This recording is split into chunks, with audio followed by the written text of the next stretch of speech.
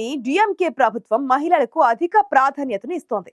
మహిళల కోసం ఇప్పటికే పలు సంక్షేమ కార్యక్రమాలను అమలు చేస్తున్న స్టాలిన్ ప్రభుత్వం తాజాగా మహిళలకు మరొక గుడ్ న్యూస్ చెప్పింది.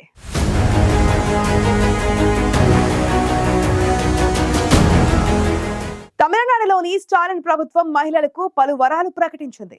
రాష్ట్రంలోని మహిళల కోసం పలు సంక్షేమ పథకాలు తీసుకొస్తున్నట్లు ప్రకటించింది డిఎంకే సర్కార్.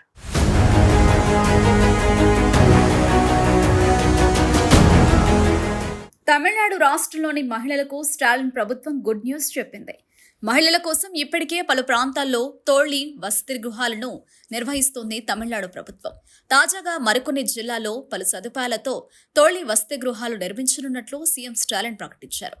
ప్రస్తుతం కాంచీపురం, ఈరోడ్, ధర్మపురి, శివగంగై, తేని, కడలూర్, నాగపట్టినం, రాణిపేట, కరూర్ ప్రాంతాల్లో 72 కోట్లతో 700 పడకలతో తోళ్లి వసతి గృహాలను నిర్మించనున్నట్టు స్టాలిన్ ప్రకటించారు. ఆ హాస్టల్లో 24 గంటలు కాపలాదారు, బయోమెట్రిక్ ప్రవేశ విధానం, వైఫై వసతి, తాగునీరు వంటి పలు వసతులతో అందుబాటులోకి తెస్తామన్నారు స్టాలిన్. తమిళనాడు ప్రభుత్వం రాష్ట్రంలోని మహిళల భద్రత కోసం రాష్ట్ర సంక్షేమ శాఖ ఆధ్వర్యంలో Tamil Nadu working women's hostels corporation limited పేరిట ఓ ప్రత్యేక విభాగాన్ని ఏర్పాటు చేసింది. ఈ విభాగం ఆధ్వర్యంలో తోళ్లి హాస్టళ్లను నిర్వహిస్తోంది. 2023 జూలైలో తమిళనాడులో తోళ్లి హాస్టళ్లను ప్రారంభించగా వాటి సంఖ్య ఇప్పటి వరకు 13 ఉండగా త్వరలో మరిన్ని కొత్తగా ఏర్పాటు చేయనున్నట్లు సీఎం స్టాలిన్ ప్రకటించారు.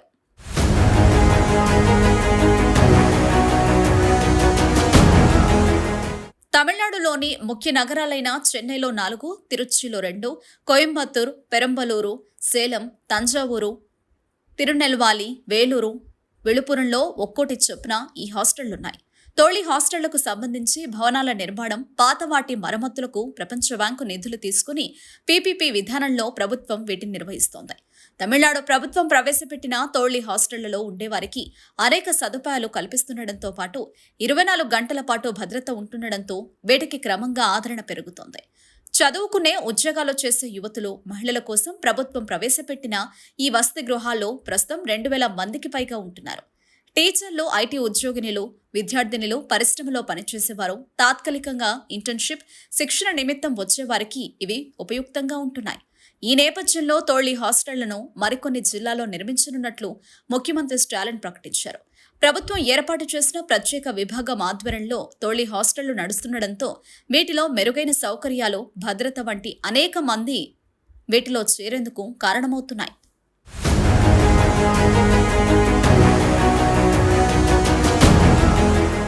కేవలం తోళ్లి హాస్టళ్లు మాత్రమే కాదు, వాటితో పాటు మరిన్ని సంక్షేమ పథకాలకు శ్రీకారం చుట్టింది స్టాలిన్ ప్రభుత్వం.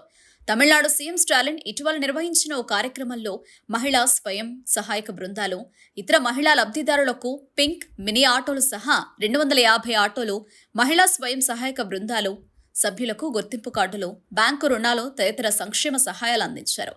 నన్నిలం నల ఉడైమై పథకం కింద మహిళలకు భూపత్రాలు, భూముల కొనుగోలుకు రాయితీ, విదేశాలకు వెళ్లి పై చదువులు చదివే వారికి విద్యా సహాయం, తమిళనాడు నిర్మాణ కార్మికుల సంక్షేమ బోర్డులోని నమోదిత మహిళా కార్మికులకు ఇళ్లు పొందడానికి, నిర్మించడానికి ఉత్తర్వులు, నాన్ ముద్దల్ 1 పథకం కింద ఉద్యోగ నియామకాల ఉత్తర్వులు, 2025 ఏడాదికి అవైఆర్ పురస్కారం, బాలికల అభివృద్ధికి రాష్ట్ర పురస్కారం, రాష్ట్ర బాలికల భద్రతా దిన పురస్కారాలు అందించారు సీఎం స్టాలిన్.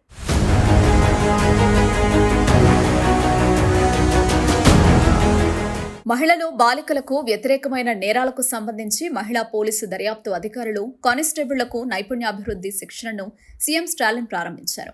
గ్రామ, టౌన్ బస్సుల్లో స్వయం సహాయక బృందాలు తమ ఉత్పత్తులను 25 కిలోల వరకు ఉచితంగా తీసుకెళ్లొచ్చని, ముఖ్యమంత్రి సమగ్ర వైద్య బీమా పథకంలో నమోదు చేసుకున్న మహిళలు ప్రయోజనాలు పొందొచ్చని, సహకార బ్యాంకుల రుణాలు అందజేతిలో వారికి ప్రాధాన్యం కల్పించనున్నట్టు, కోఆప్టెక్స్ వస్తువులకు 5% అదనపు రాయితీ కల్పించనున్నట్లు, ఈ సేవా కేంద్రాల్లో 10% సేవా ఛార్జీలు తగ్గించనున్నట్లు స్టాలిన్ ప్రకటించారు.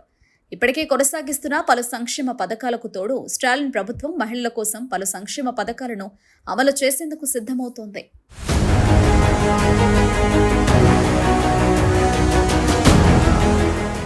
మహిళలకు తొలి నుంచి అధిక ప్రాధాన్యతనిస్తున్నామని చెబుతున్న స్టాలిన్ ప్రభుత్వం నారీమణుల కోసం మరిన్ని సంక్షేమ పథకాలను తీసుకొస్తుండటంతో డిఎంకేకు మహిళల మద్దతు పెరగడం ఖాయమనే అభిప్రాయాలు వ్యక్తమవుతున్నాయి.